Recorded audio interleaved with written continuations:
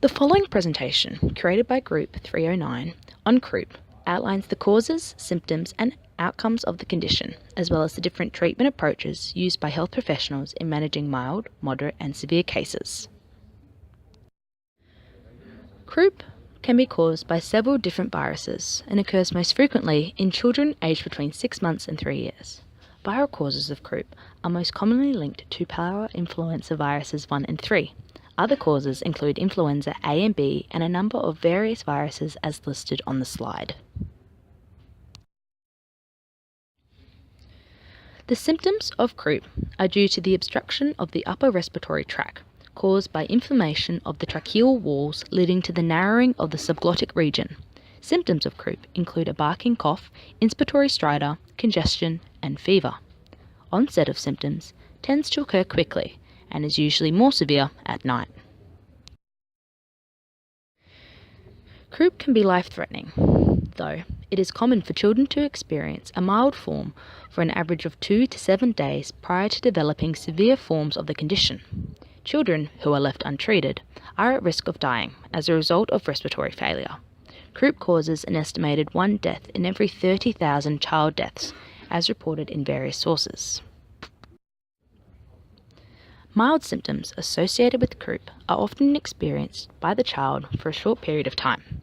60% of children display improvements in their condition within 48 hours, with a small collective experiencing a continuation of symptoms for a period of a week.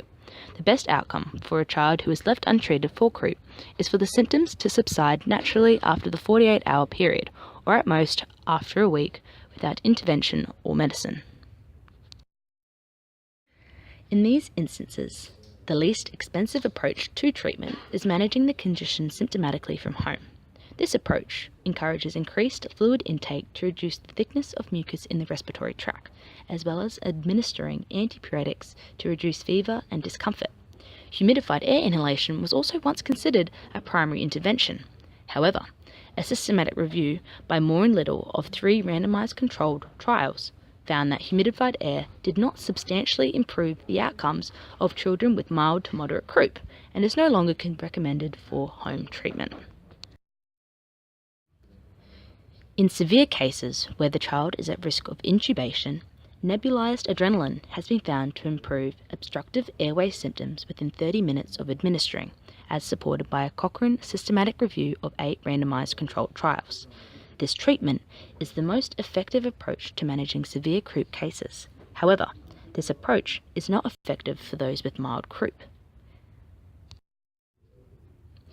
Instead, a single dose of dexamethasone at 0.6 mg per kilogram is recommended for all mild, moderate and severe croup cases upon hospital admission.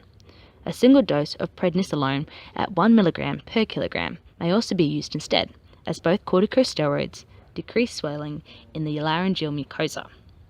While dexamethasone is more expensive, with the general patient price at $21.88 for 30 tablets at 4 mg, prednisolone is associated with more bouts of vomiting. Between the least and most expensive approaches, we would recommend the more expensive treatment of nebulized adrenaline. This offers those with severe croup better outcomes in preventing intubation and respiratory failure, in comparison to managing the condition from home. Dexamethasone is also another treatment which can be administered for mild to severe cases with evidence-based results, proving its effectiveness in reducing representation rates and the need for adrenaline. The suggested health professionals for treating croup include general practitioners, pediatric nurses, and emergency nurse practitioners. GPs assist in the treatment, preventative care, and education of patients. With regards to croup, GPs assess the severity of the child's symptoms to distinguish whether it is a mild, moderate, or severe case of croup. Following this, GPs consider treatment methods, educate the family members on managing the child's symptoms, and provide supportive home care guidelines. Pediatric and emergency nurse practitioners provide hospital care for moderate to severe cases of croup. They monitor and assess the patient's condition to re-evaluate any changes. They use educational strategies to assist family members with managing the child's symptoms following discharge and provide advice on follow-up care or referral to specialists.